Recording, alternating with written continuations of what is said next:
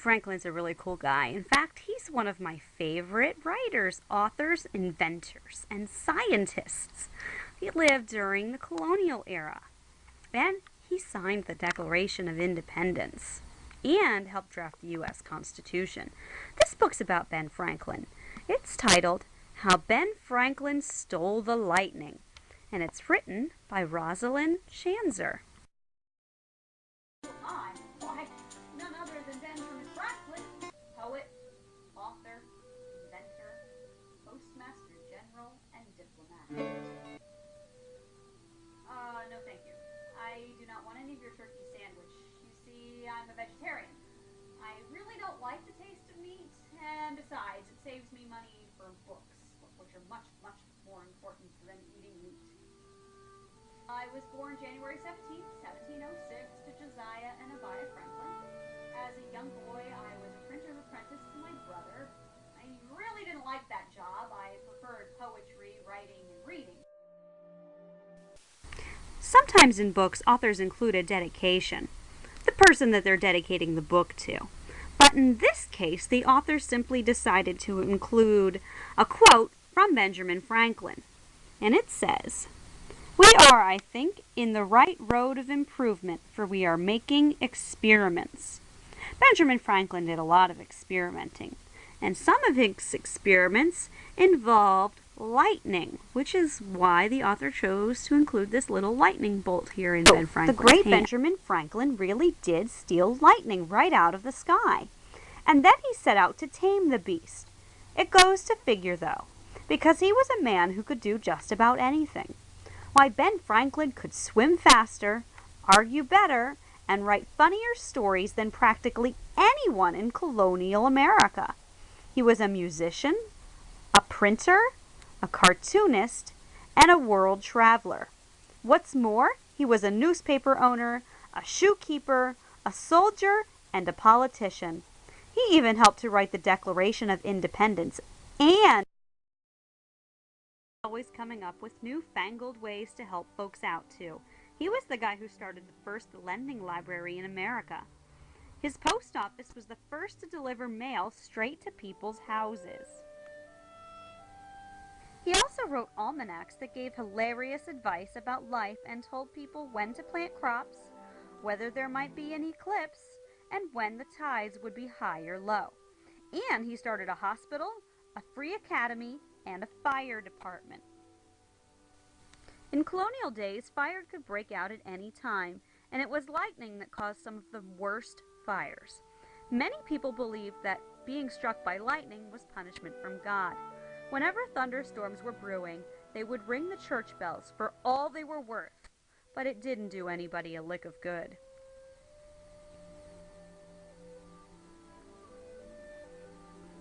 Of course, after Ben stole the lightning, there weren't nearly as many fires for firefighters to put out. Now, why was that, I hear you ask? And how did he steal any lightning in the first place? Well, it's a long story, but before we get the answer, here's a hint. One of the things Benjamin Franklin liked to do best was to make inventions. Why, Ben was a born inventor. He loved to swim fast, but he wanted to go even faster. So one day when he was a mere lad of 11, he got some wood and invented swim paddles for his hands and feet. Ben could go faster all right, but the wood was pretty heavy, and his wrists would get plumb worn out. That's why his second invention was a better way to go faster. He lay on his back, held onto a kite string, and let his kite pull him lickety-split across a pond. You might want to remember later on that Ben always did like kites.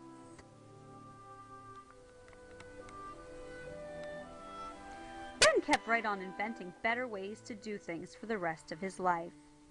Take books, for example. Ben read so many books that some of them sat on shelves way up high near the ceiling. So he invented the library chair. If he pulled up the seat, out popped some stairs to help him reach any books on high shelves. And in case climbing stairs might make him dizzy, he invented a long wooden arm that could grab his books too. also invented an odometer that told how far he had ridden to deliver the mail, and the first clock with a second hand, and he even thought up daylight savings time. Then he invented bifocals, so older folks could see both far and near without changing glasses.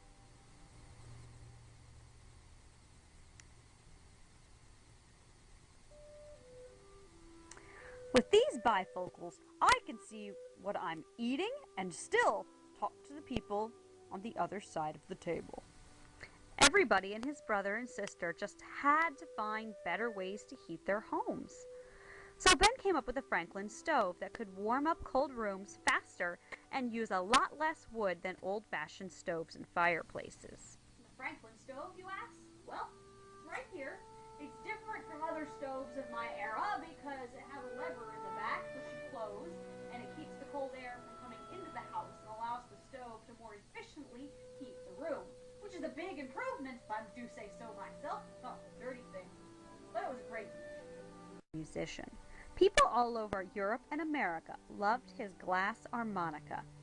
This instrument could spin wet glass bowls to make music that sounded like it came straight from heaven. Mozart and Beethoven wrote music for it, and it was even played at a royal Italian wedding. But as popular as warm stoves and glass harmonicas were, they aren't anywhere near as celebrated as the invention Ben made when he stole the lightning. Another hint about Ben's most famous invention is that it helped make life easier for everyone. His scientific ideas were helpful too, and were often way ahead of their time. For example, he had a lot of ideas about health. He said that exercise and weightlifting would keep people fit, but they have to work hard enough to sweat if they want to do any good. He wrote that breathing fresh air, drinking lots of water, and an apple a day that keeps the doctor away is very good for you. And before people ever heard of vitamin C, he wrote that oranges, limes, and grapefruit give people healthy gums and skin. Sailors soon got wind of his idea. They began eating so many limes to stop getting sick from scurvy at sea that they became known as limeys.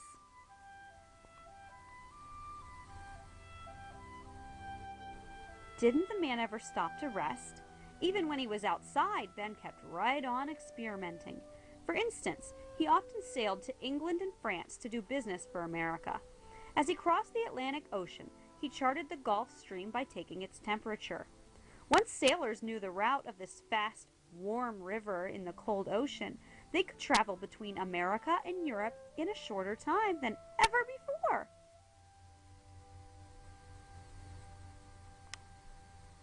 He was probably the first person to write weather forecasts, too. Once he chased a roaring whirlwind by riding over the hills of Maryland just to find out how it worked. Ben really liked science. He had an old scientific trick that he liked to show people every chance he got. He used to store oil inside a bamboo walking stick, and whenever he poured a few drops of oil into the angry waves of a lake or pond, they became smooth as glass.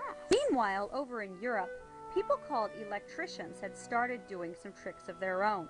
One trick was to raise a boy up near the ceiling with a bunch of silk cords, rub his feet with a glass electric tube, and make sparks shoot out of his hands and face.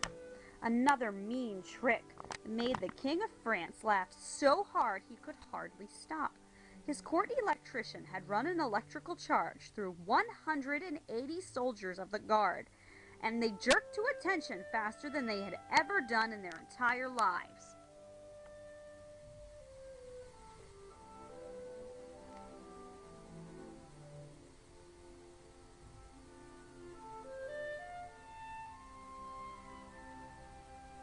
Doing all these tricks gave Ben his idea for stealing lightning out of the sky. You see, Ben did not agree that being struck by lightning was a punishment for evil deeds. He believed that lightning was nothing more or less than pure electricity. Now he set out to prove it. First he made a silk kite with a wire on top to attract the lightning.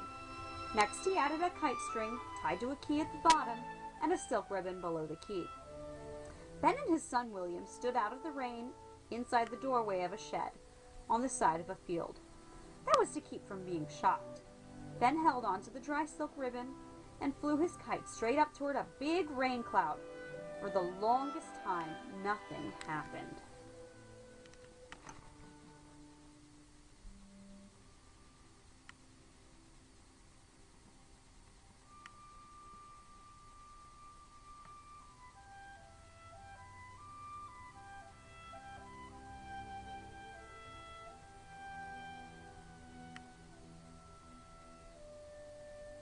Just as Ben and William were about to give up, the hair on that wet kite string began to rise up and stand at attention. Ben put his knuckle near the key, and yikes! Out jumped a bright spark of genuine electricity. Real lightning had traveled all the way down that kite string. Ben had stolen electric fire right out of the heavens and proved that he was right. Of course, now we know that if the storm had been any stronger, the great inventor would have been toast.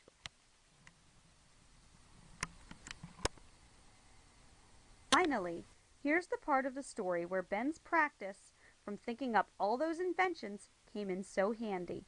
Way back then, you remember, lightning was always setting fire to ships, houses, and church spires. Even the best fire departments couldn't keep entire towns from going up in smoke. So Ben decided to make his most famous invention of all, the lightning rod.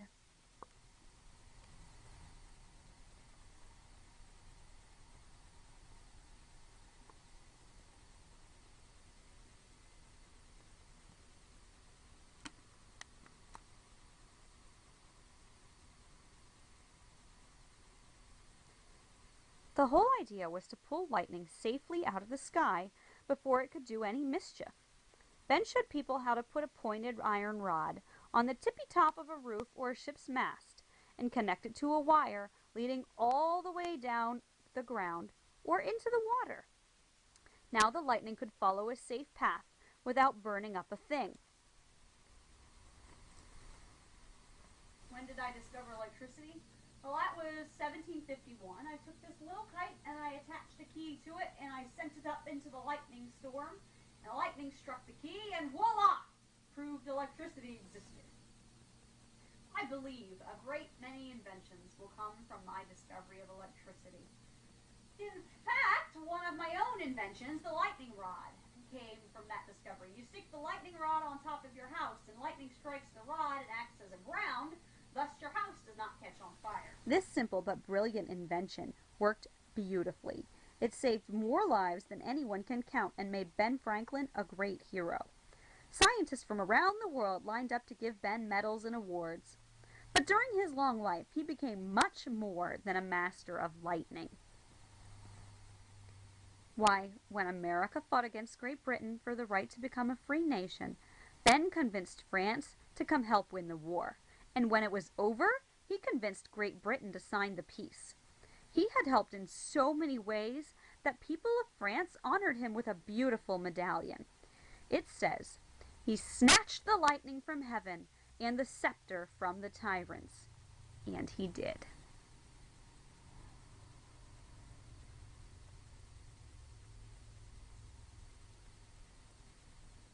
Oh my, you're right. It is getting late. Mr. Franklin, sorry for having kept you. I like to rattle on. You have a nice, safe journey back to the future. Remember, you can find me and many other great men and women right here in your history book.